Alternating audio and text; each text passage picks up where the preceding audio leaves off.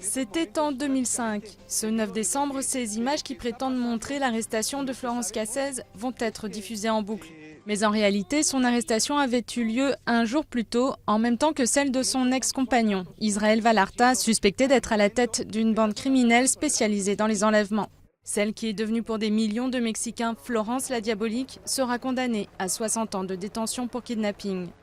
Aujourd'hui, le juge Arturo Zaldívar veut sa libération immédiate et absolue pour vice de procédure. Pour lui, la mise en scène des policiers était mensongère, elle a entaché la procédure et créé une véritable manipulation de l'opinion publique. Je n'ai rien à voir avec ça. Je ne suis pas sa femme. Que faites-vous ici? Rien, je ne sais rien.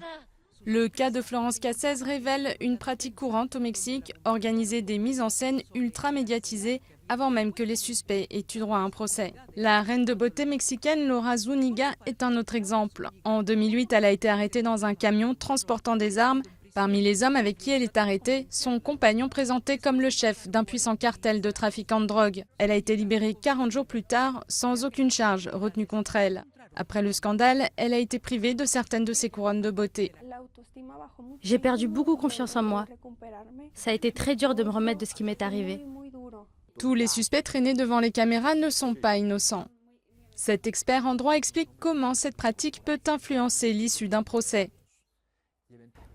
Au sens strict du terme, cela peut mettre la pression sur les juges et faire basculer leurs décisions dans un certain sens. C'est très problématique.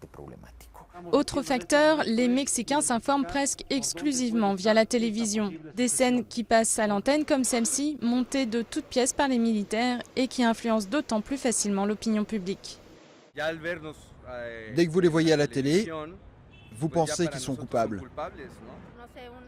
Par exemple, si vous attrapez un trafiquant de drogue avec des armes, à quel point peut-il être innocent? Je pense que ça dépend de la personne et de la situation. Florence Cassez pourrait sortir libre si la Cour suprême décide que sa condamnation a été influencée par l'arrestation orchestrée. Mais cette pratique semble bien devoir perdurer, surtout au moment où le gouvernement veut montrer qu'il mène une guerre féroce contre le crime et les cartels de la drogue.